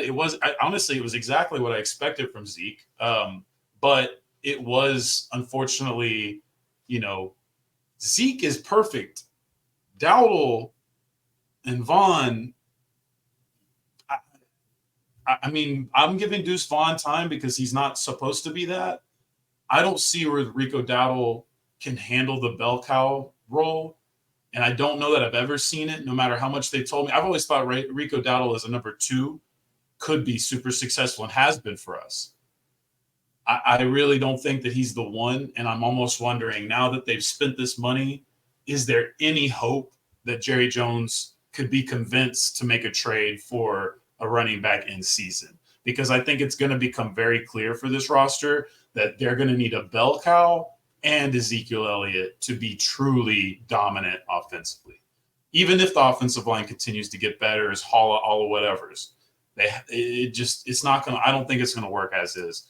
I think the defense is amazing, but we've said all the bad things there is to say about the Browns offense. So I don't know truly if I don't truly know. And I mean, I heard some of this talk that this very eerily reflects week 1 last year for the Cowboys of like. Well, I mean, you could go back as far as the start of McCarthyism. It's just, they're a really good week 1 team, and just hope you can find some things that'll carry over. Well, and this is a good time to bring up McCarthy's new statement. Have you guys heard his new thing? Remember last year's Carpe Omnia? Carpe Omnia, yeah. Well, they didn't seize everything. In fact, they seized everything but the thing they needed to seize last year. So this year they went with a different one. And you got to give Mike credit. Whoever's writing these for him, or if he's come up with whatever, I got to give him credit because he's really pulling some Phil Jackson bullshit out of his ass. This year it's rooted. Why is it rooted? Yeah. Because if you plant a bamboo tree, you have to water it for 5 years before it shows anything. Because the season started without the head coach, star wide receiver, and quarterback having contracts. So they were rooted. I died, bro. But even the real explanation is hilarious, bro. He's like, no, you have to water it for 4 years, and in the 5th year, it finally grows. 21 is title in Green Bay. So no, I hear it. And honestly, this team is set up to do something that special, but unfortunately for him, no one's going to believe it, and no one's going to believe it if this team wins every game from now until January. They're not. It's not going to happen. Yeah, Nick Sirianni had something similar back in the day about roots and flowers and exactly. Watering. These coaches crack me up, and I had to get that out. Oh, my last thing: the penalties. They started the game off badly with the penalty. Could have got really bad if Cleveland was competent, and then a penalty nullified a 66-yard field goal, and that's not cool either. So bad Cowboys. Otherwise, good Cowboys. Yeah, I really wanted them to let Brandon Aubrey do the 71, but I think the snapper and one of the coaches was like, just too much wind, man. Yeah, and then you probably get that ran back for a touchdown, I would feel. That's well, he did have plenty of leg on a 66-yarder that was the 66. But, I think they said right it would have been good. after It would have been good from 68 or 69. But also, I mean, if he goes in knowing he's kicking a 71, he's gonna kick harder. Yeah, but then right after he just kicked he's the other gonna one change too. his trajectory. That's where I don't know if he's gonna pull it off, but I did appreciate. But I mean, I won't be surprised if he is the first to hit a 70. Oh, they're gonna do it in Jerry World. I mean, that's in Jerry World, or do they any go dome? to Denver? Yeah. Like, do they go to Denver this year? Maybe. I don't think they're in Denver, but yeah, any dome. Yeah, any dome. But yeah, and to kind of go back to what you mentioned earlier, but not being sure because it was the Cleveland Browns, you'll have your first real big test of the season, week 3, with the Ravens coming to AT&T. So you should get some answers then, just kind of where the Cowboys kind of stack up, at least at that point in the year, right? Against a formidable foe. But no, gentlemen, as you saw in the rundown, this is the moment for us to talk about other notable games and performances. If you don't have anything right now that you want to give me, I'm going to go ahead and take the reins. Well, I would say the only other notable is fucking San Francisco's not bad. Yeah, but you know what? They're also playing the Jets, and I don't know how much. I thought the Jets. I mean, yeah, the Jets weren't perfect, but like, god damn it! I mean, god damn it! They just dominated the shit out of that game, and I was so sad. I was just like, without McCaffrey. Fuck. Yeah. Listen, I'm gonna hold off on anything in regards to. They're still probably the class of the NFC, but I'll hold off on what else they could be. Doesn't mean they're going to win a Super Bowl, but it just means that on paper they're better than the rest of the conference. Unfortunately, so. But I just do not want to give them any credit. Anyway, you know who I'm going to give credit to though, for probably the best fucking pass of the week. I think it's going to go to our boy AR. First and 10. Pressure's coming. Richardson slips. Now he's airing it out deep down the field for Pierce. Touchdown!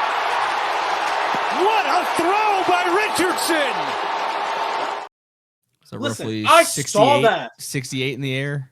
Something like that. So I saw that as it happened, and I'm not a Colts fan by any means, but I lost my shit because I'm like, how did he do that? He slipped and then still chucked that fucker right into the breadbasket. 68 yards in the air, effortless. Imagine if he actually got time to set his feet. He probably could have thrown that into the end zone proper. But damn, Anthony Richardson, he's just all right. I'm gonna gush about it. Could have won Patrick that pick'em if he would have put a like he overthrew at least 3 more touchdowns in that game. And here's the thing, that's less on him, and I think more on like the receivers just not being fast enough to get to that ball. Hey, don't talk about Ally Mitchell like that, okay? It was not the receiver's fault. He could have had one of the greatest rookie debuts of all time, and Anthony Richardson just has to learn how to get that gun right. That gun's a little too strong. He's got to get that. He's got to learn that touch. Well, unfortunately, you're not wrong on that. He didn't get to play his rookie year, so he's still learning. Yeah, I feel still in the rookie part. We're talking about Tyreek got screwed out of a big day. So did Mitchell, unfortunately, because there was a lot of. Ally Mitchell is looking like Indianapolis got a nice little receiver. Texas didn't quite use him the way that I think maybe the NFL will. Well, listen, the recipient of a big day was Alec Pierce, who had 3 targets, 3 catches for 125 yards and a touchdown. This is some Randy Moss. Yeah. And let's just talk about this. I'm going to gush about Anthony Richardson real quick. So on the day, if you look at his completion percentage, it's not great. He was 9 of 19. Here's where it does get a little crazy. 212 yards, right? He had a long pass of 60, another of 57, and another of 54 yards. This guy, the ceiling with him, I don't know where it is, but I think, and call me crazy, and you can definitely, but just from in terms of what he presents to you from a physical standpoint at the quarterback position, we're talking about size, arm strength, his ability to run. I think he has the best raw physical tools out of anybody in the league. That's including Mahomes, including Lamar Jackson, Allen. Just in terms of his raw physical tools, I think he's the best athlete that you can have at quarterback. And this is where we're going to put a little bit of like, I guess, I don't know what you would call it, but some more context to it. He has a long way to go, but you see it. It's not that he can't read defenses or anything like that. He can. He's still just so new to the game of football in terms of where he is, how many games he's played both in high school, college, and in the pros. So he's a ceiling raiser. The floor can be low with somebody who has as little experience as he does, but the ceiling could also just be incredibly immense if he can get it together. And I think he can. I think he has the makeup for it, and he definitely has the physical tools for it. If you're a Colts fan, you're praying that the GM doesn't fuck it up again, the ownership doesn't fuck it up again, because you have probably the most talented quarterback in your franchise's history, and that's saying a lot when you look at Luck, Manning. No, we're talking about physical talent. Talent. Andrew Luck did not have the same arm and does not have the same legs and does not have the same size as Anthony Richardson. Andrew Luck was like Andrew Luck. I think that's tough because I hear you. This is what I'm going to give you on Andrew Luck. Andrew Luck was an incredibly tough player. Well, not even just. I mean, well, no, he was an advanced processor. More advanced. He's run. Andrew Luck came into the NFL running a line of scrimmage. This guy's going to take a little while to get there. That's fair. Andrew Luck played way more football than this guy too. Absolutely. So that's fair too. I will say, arm strength is great. It's not everything. The Joe Montana quote that will always be important. I throw balloons at darts, not darts at balloons. Yes. No, but this is where I will not push back, but I just want to give you like another side of that coin is that what Anthony Richardson has with his arm is that every single throw at the NFL level is available to him that it's not going to be for other quarterbacks who are playing the same position in the same league. And it's up to him. It's up to the coaches to unlock that potential out of him. Because like I said, his potential is practically limitless based on based on his physical gifts. Whether he gets to it or not remains to be seen. And that's why I kind of want to temper it. That's why I'm very complimentary of his physical tools and less so about his overall skill in using said tools. Because I think when it comes to using, your said tools with that skill level, that's where Andrew Luck is ahead of him in that regard. Peyton Manning was ahead of him. But they also played significantly more games in college than he did. So he has a long way to go from a developmental track. But if he gets there, bro, we got a fun quarterback to look at the AFC in the AFC conference. One of about 8. What about 8?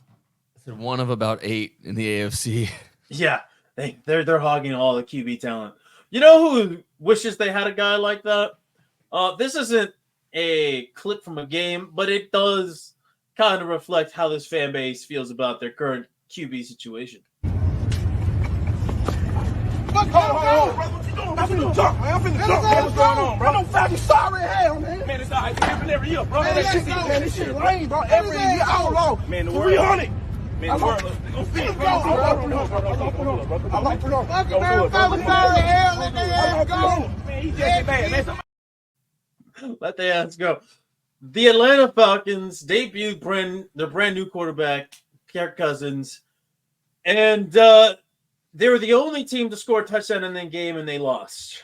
That was a bad performance from Kirk Cousins. But part of it, you could say, hey, he's coming off injury. But then you look at it, and like the guy looks skittish, and you don't want your 10-plus year vet to look skittish.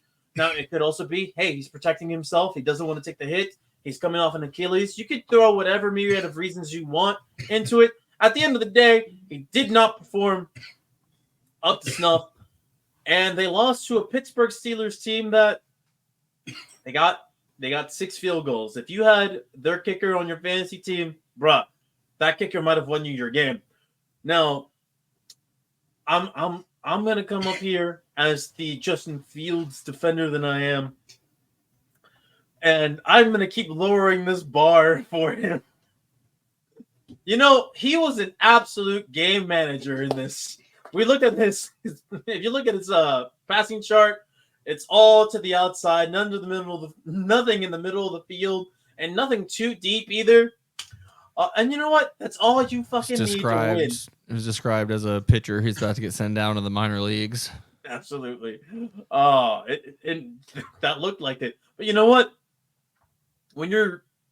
I see what this Steelers team wants to be. All right, this Steelers team is going to be old school, blue collar, run the ball, play defense, and just don't let your quarterback lose you the game. Throw to the outside, baby boy. Keep it safe. And listen, when you compare him to Russ, right? And we're not talking about Russ of old in his prime. We're talking about Russ now. Russ now, I guarantee you would have a very similar passing chart. The only difference is he might attack the field a little bit further, like deeper down the field, but it's still going to be all on the outside, nothing in the middle. And one thing that he doesn't offer you that Justin Fields does is mobility. Russ is kind of cooked in that sense, and he's not the same athlete that he used to be. Justin Fields is still an incredible athlete, probably the fastest straight line speed at the quarterback position that we have right now. So you have two running threats in that backfield to give the Steelers something. With that said, if he starts all 17 games, I still expect the Steelers to be like 9-8, maybe 10-7, unless they can get somebody else that's not just George Pickens and then whoever else they got. But that's besides the point. The Atlanta Falcons, I'm sorry, Falcons fans. I don't know how long it's going to look like this, but it's also week 1. Give it some time. If it still looks bad, then, hey, if you want to jump, don't jump. But I understand the sentiment. Falcons and Bengals are the reason we didn't have a way more successful weekend. True. But if we had hit on that, I'm still in the lead by another game. But it doesn't matter. We'll get to that. Right? I meant in my non-official... Oh, okay. In my non-official weekend. Yeah, but also Falcons, I need you to not suck because I have you picked as the NFC South winner. I think we all do. I think we're all chalk on that. Either way, doesn't matter. You know who's not going to be first place in the NFC South anytime soon? Them. The Carolina Panthers, who are tackling themselves. The slow-mo, those three is really funny. That's so cool. That is a hopeless franchise. Panthers fans, if you're watching this, I just want to let you know I'm sorry that this happened to your franchise. It could have happened to any other franchise, but it happened to yours. You're stuck with this for who knows how long. And that's about as much time as we're going to spend on your franchise until they do something else that's equally hilarious. Now, we're going to finally circle back to this. You talked about Bo Nix earlier. You mentioned him. Yo, this was funny. And this only adds to my anti-Bo Nix propaganda that I started. And you heard it here first. I was never on board with him. And this is what? Denver playing with all 3 timeouts. 5:35 left. They're down 13. Nix. Oh, no. Has all day, but it's intercepted. Picked off by Woolen. You know it's bad. You know it's bad when the color commentator is like, oh, no, before you even throw the ball. Hey, that's former NFL pro safety Adam Archuleta. He's supposed to know that kind of thing. He is. And the fact that he called that. What you can't see on the camera that he can see is the 3 Seahawks that are all going to get that ball before. He's got the all 22. Yeah, he's watching. He's so ball knower that he's watching the all 22 at all times. Yeah. This is why I wish, and I hope they figured out someday how to do more of a Madden-style presentation for football on TV, because you would realize even quicker how terrible that throw was. I know in the Texas-Michigan game, Fox had the camera on the umpire, and it was the best one of those I've seen. Like, they stabilized it better, and some of those shots were incredible. But, man, I would love to see football from the actual angles that the game happens. Yeah, that's fair. Yeah. Now, he also had just a terrible passing chart as well. I don't know if you have it up at all, Patrick. Do you? I don't know if coincidentally if you had it. Either way, he did not throw the ball very far down the field, and he had significantly more turnover-worthy plays. I believe I heard somewhere that he had 5 turnover-worthy passes, and he already had 2 interceptions on the day, if I'm not mistaken. The guy he looked bad, and I don't think he is a first-round pick at a quarterback. Honestly, if he had been drafted in the 3rd round and he ended up starting the season, I wouldn't be such a big Bo Nix hater. But they took him in the 1st round. I know you're desperate for QB play, Denver, but damn, you really scraped the bottom of the barrel with this one. It is just his first game, but I really don't think that Sean Payton can scout quarterbacks. I think he can do well with established vets. He's done that. I don't think he's ever proven that he could do it with a young QB outside of that. Was it 1 year with Tony Romo, if I'm not mistaken, or did he already leave the Cowboys at that time? Which one? So did he leave the Cowboys before he got Romo to play, or did he leave after Romo took over for Drew Bledsoe? No, Bledsoe would have. There'd been overlap. I know there's overlap, and I know Sean Payton was a Dallas Cowboy coach. I just that would have all been 02, 03, 04, right? No, 04. No, that'd be 04, 05, 06. Yeah, he wouldn't get to the Saints at least until 07 or 08 because that's Reggie Drew Bush's rookie year. 07 is Drew Brees 2006, not making it to the Dolphins. 2006 because Saban was Dolphins 2006 coach was no to Brees. was the first year of Brees and Reggie Bush in New Orleans, and I believe that was the first year of Sean Payton. Okay. Yeah, I think it was 2016. That's his first NFC Championship game there for sure. 2008. Yeah, 2006. Then he took him to the NFC Championship, and then they went to the Super Bowl 2 years after that, or 3 years after that. All right, there you go. Either way, he doesn't have a huge history of developing young QB play, and I don't think he'll be able to do it with Bo Nix. But you know what? It is what it is. We'll see what happens with that. But you know who has developed into a really entertaining guy for some of the right reasons, some of the wrong reasons? Well, Patrick, don't look at the name of the video clip. I just want you to try to guess who this is in reference to. I'm sorry. Because there's an NFL quarterback who did this on an NFL field. The Will Levis? On 3rd down and 6. Here they come. Gordon's coming. Levis gets wrapped up. Flings it ahead. It's picked off. Tyreek Stevens picked off. Tyreek Stevenson. That was one of the funniest interceptions I have ever seen in my life. I've never seen the quarterback just in the middle of a play just throw his hands up and like, no.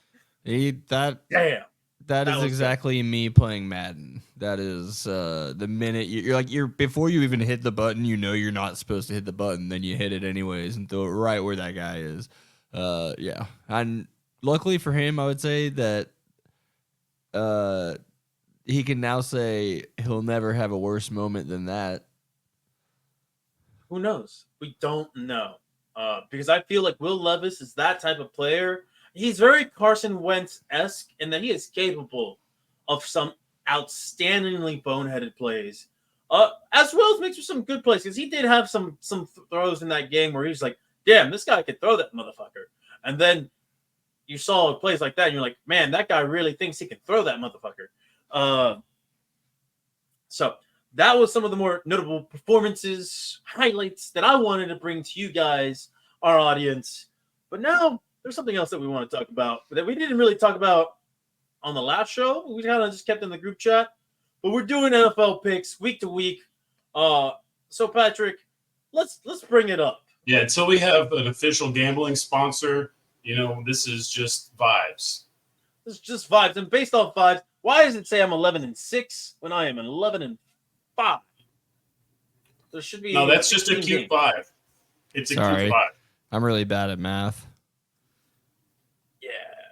Yeah. All these numbers are wrong. So yeah, you're right. Mine should be 11-6. I had the number of wins we had, and then I was like, oh, there's 17 teams or 17 games. I mean, but there's 16 a week. They play 17 total. Sorry, so that graphic's bad. Either way, just look at the win numbers. But let's think about the good here. Yeah, Jacob only has 10 losses. Well, that is nice, but no, I'm talking about the lovely AI graphic that let's bring it up. Is overlaid behind there. You have a basketball right behind Patrick's head, and then, according to Patrick, behind our names, football. Yeah, behind our names and records are footballs. No. There's a mixture. One of them is a weird hybrid monster, but it's like a giant one. It's a giant football with basketballs on each end. True. Anyways, we're gonna. It should be said, and I don't know how we're gonna do this. Maybe I have you highlight your picks in black if you're not the last one to go, because I do feel like Bethke tried to make some of his picks to be more interesting based on what our picks already were, and that cost him. He tried to fade us. I also had to fill it out within minutes of the opening kickoff on Sunday. Yeah, to be totally fair, we didn't get the completely up and running in time. But and I hedged my bet on the Cowboys, which that's what you do. Me and Caesar are nearly identical across the board. He gets one for picking Houston. I get one for picking the Chargers.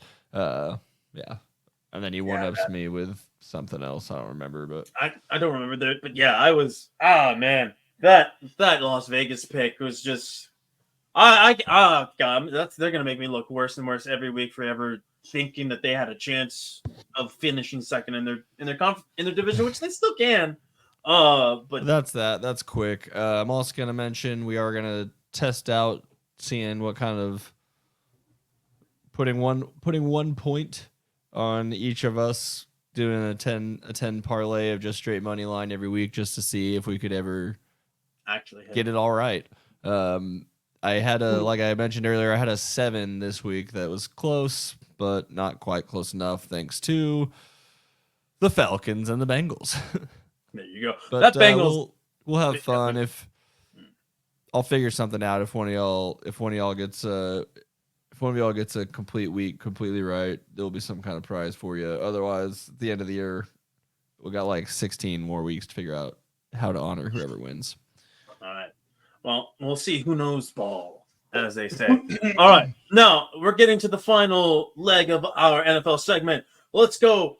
Patrick, do you have new music for us? The same music? It's the Watch It, Skip It, and Train Wreck. So... Watch it. Skip it. Watch it.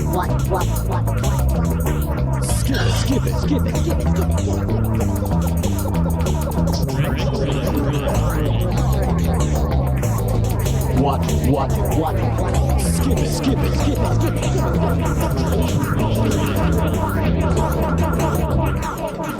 Oh my God! I can imagine somebody listening to this podcast on mushrooms and they hear that. Look, if you're listening to our podcast, if you made it through an hour and 42 minutes of this on mushrooms, you are wasting your mushrooms. And I feel really bad for your brain. Maybe they just want to hear about ball. All right. Listen. And if you're on mushrooms, this is actually a CIA experiment. And the Hat Man's at your door. No. Different drug, but yes. True.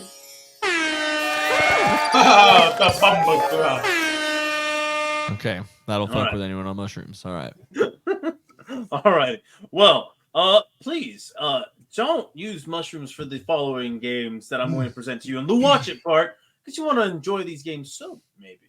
Or at least have a nice cold one, or maybe toke up. I don't know. Anyway, for our must-watch games of the week, I have presented to you fellas the Buffalo Bills at the Miami Dolphins and the Cincinnati Bengals at the Kansas City Chiefs. Now, I'm going to present some arguments for either or. You look at the Bills and Dolphins, it's an early season game in Miami. We saw the Dolphins come from behind against the Jacksonville Jaguars. It's still an explosive offense that can score at any point in time. And then you have the Josh Allen factor on the other side. This guy plays like every play could be his last, and he does not care about his own well-being. By evidence of that one play where he just tried to jump over a defender, and I'm just like, man, that's really fucking cool that you do that. But also, if I was a Buffalo Bills fan, I'm just holding my breath every time he leaves his feet. Anyway, this is a rivalry game with two teams that could light up the scoreboard at any given time. And then you have the Bengals and Chiefs. You have two of the elite QBs in this league. Joe Burrow famously has a great record against Patrick Mahomes. He did not look great against the New England Patriots, but the Bengals rarely ever look great to begin the season anyway. But who knows? Maybe in this game, they'll bring it out. They'll bring out the best stuff that they got. And we're going to have another barn burner between these two elite AFC contenders. So if I had to put money on the game that I personally would watch over the other, I'm going Bills and Dolphins because I'm fading Joe Burrow early in the season. He's coming back from an injury that QBs don't ever get. It's usually an injury that happens to the offensive linemen on their wrists. And he looked fine, but like again, I don't know. That Bengals offense did not look like they brought a lot of variety to the field. And they did not look like they made anything easy for themselves. They were missing T. Higgins, and I also believe he's out again this week. No, fair enough. They still have Jamar Chase, and they still have some deep, solid contributors on the bench. It's not like they lack depth everywhere. But yeah, that's who I'm bringing. Guys, who are you watching? Who are you guys watching? Are we doing Bills, Fins, Bengals, Chiefs? If you had to pick one or the other. Yeah, I'll hop in. I think Bills Fins gives you a better chance for just crazy highlights. I mean, Mahomes always, but the combination of both Bills and Fins gives you the opportunity for some fun stuff. And it's just more interesting because we kind of already know what the Chiefs are. So true. Division game. Yeah, so Bills Fins for sure. There we go. All right. Now this is the skip it. I'm going to go ahead and say this. Because I just saw your little parentheses at the end, and that's a good idea. For the sake of variety, Carolina Panthers are going to be in the forever skip it category. So if you listen to more if you listen to more episodes down the line, you're like, why didn't you say the Carolina Panthers versus them so-and-so? Because they're always going to be worthy of being a skip it. It's a perma skip. Unless in week 18 they're going for the first 0-17 record. Then it's a must watch. And if they get to that point, I will make it the must watch game of the week. But I doubt that's going to happen. All right, this is what I'm bringing to you guys. This was a tough one because there's just a lot of middling games.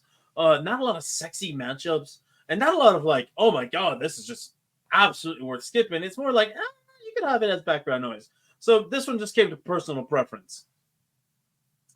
Browns, Jags. This could be a blow up. This could be two teams that just bubble their way to 10-9 points on the board. The Jags are just so goddamn inconsistent. Sometimes they're capable of some outstanding plays, courtesy of Trevor Lawrence, just absolutely making some elite level throws. And other times you're like, what the fuck was this decision that you made? Why are you running on 3rd and 12 up the middle for just a 2-yard gain when you have Trevor Lawrence? Or why is Trevor Lawrence just throwing short of the 6 on a 4th or, on 3rd and long? Like, there's just a lot of things that just doesn't make sense with the Jacksonville Jaguars. And then, of course, you have the Cleveland Browns, their opposite side. I just think that's a team that's going to struggle to put up any points on the board. They're not going to have entertaining games.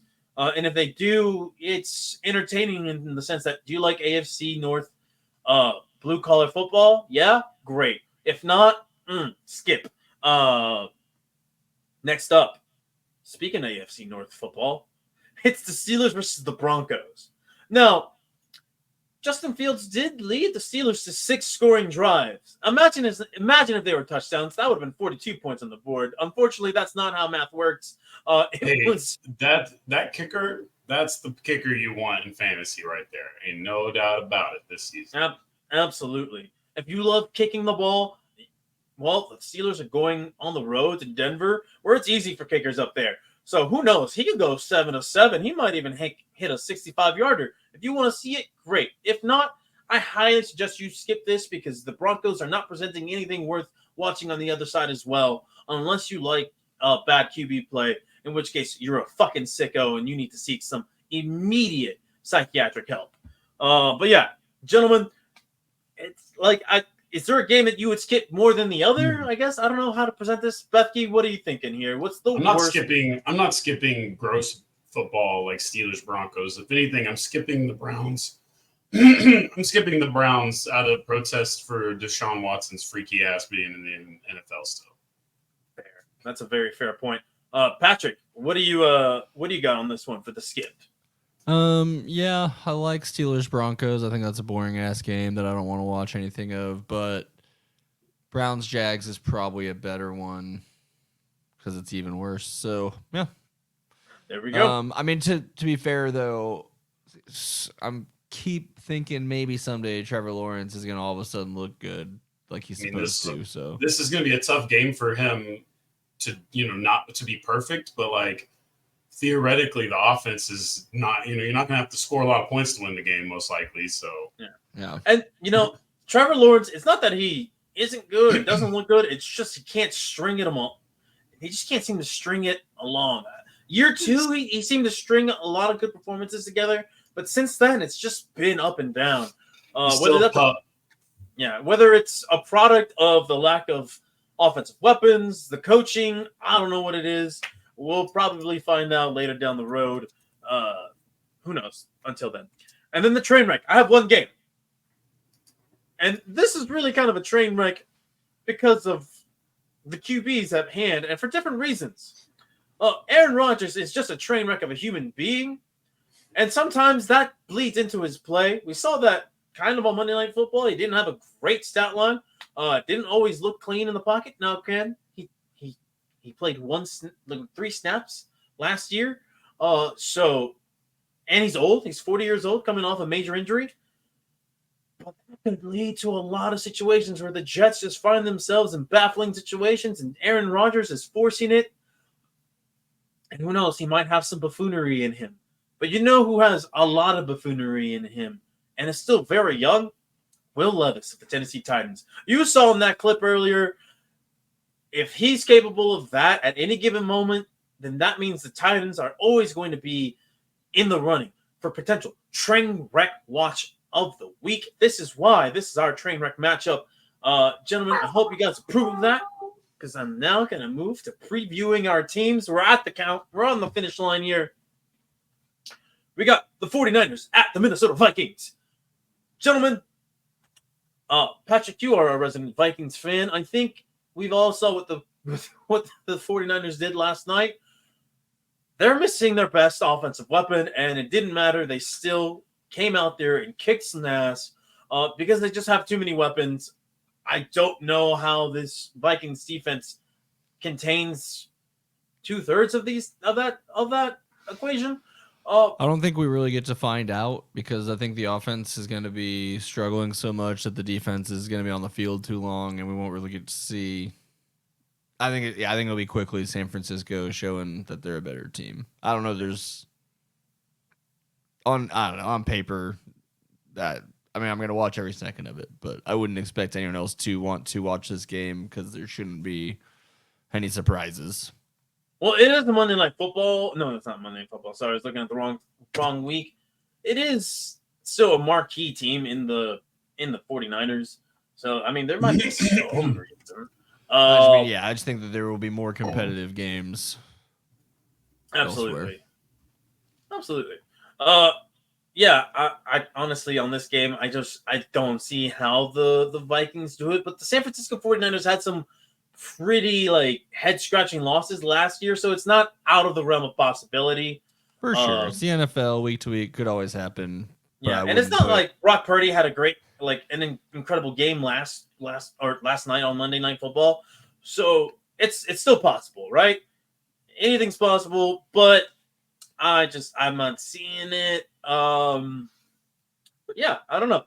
This is if I had to put a score on this, I'm thinking 49ers 28, Vikings 17. I think that's a fair score, a fair assumption to make on what could be a rather forgettable game on the slate of games that we have this week. Moving on to the next one. We're going in order here of when they're airing and not any sort of favoritism. Because I'm objective as shit. That is the New Orleans Saints on the road to Jerry World against Jacob Bethke's Dallas Cowboys. Now, yeah, Jerry, sign the deed over, bitch. No, that's right. Listen. This game, I'm predicting another ass whooping here. I don't care what the Saints did against the Panthers, the Lonely Panthers. I don't care if Derek Carr looked like 2016 Derek Carr. I don't think he has it against an actual good team. And all that spicy talk that he had for J.C. Horn, he's not going to have for anybody on that Dallas Cowboys defense. I'm really predicting a significant blowout in this one. What's their running game like? I'm not super familiar on what else is going on after Kamara. Not much really. And Kamara's on the way out. Is he even playing? Well, he had the bulk of their carries last week. They've got Jameis, or they got the anime guy Jamal Williams. They don't really use him. And Jordan Mims. Yeah, they don't really use Jamal Williams though, which is kind of sad because I really liked him in Detroit. Did they ever use Rashid Shaheed as a runner? I think they might. I don't know. I'll have to look. Yeah, I haven't caught a lot of Saints games in the last few years. For sure. Yeah, like the Saints, I know they put up 47 points. This is what I think they're gonna do, and this is how I think the game's gonna go. So Jamal Williams had 11 carries for 38 yards. Not great, especially against a bad team. They used Taysom Hill still in the running game, and then Jordan Mims didn't. Well, don't worry, they're gonna get some Trey Lance action. Oh, yeah, because this is what I'm predicting. I'm predicting Dallas Cowboys put up another 30 burger, 35. We're going to call it 35 points. I'm looking at the Saints here. I think they want to get 2 measly touchdowns early in the game before, the Dallas Cowboys defense really just locks in and shuts them down. 35-14. That's my prediction in this game. I think Dak has a much better game, but I think it's a balanced attack all around. Either way, Dallas Cowboys put up another W. Bucky, how do you think this game goes? Well, I've got a couple of things. Obviously, I want them to win. I would like to see them win, and it would be nice if they won. That's the most important thing. My small little victory outside of this, whether they win or lose, I still feel like Derek Carr will throw an interception so funny that it'll make me spit out my food or drink. That's my little win that I feel like is going to happen, win or lose. Strategy, there's no Fergie Ferg this week. He escaped some severe injury, but they better not let him play. Tight end room after that, it's Schoonamaker, which, maybe Schoonamaker uses this as an opportunity to establish himself finally. And there's some other kids who they like as far as receiving tight ends, but that could be liabilities as far as helping us run the football. Dak also really likes to have his tight end, especially Fergie Ferg. That's interesting to see how much that fucks with the offense. But in all honesty, they need to use Jalen Tolbert a little bit more anyway. And so I don't know. This might be a good thing, but we'll see. And then the ongoing storylines, I still need to see how they run the ball and how they stop the run. I'm hoping this week is a better example in getting to see a team with a little more talent at the running back position and hopefully a little more. Well, I guess Brown's defense is pretty good. So it'd mostly just be wanting to see any of these running backs establish something real, even though I still think with Zeke, it's 2-3 yards at best every time.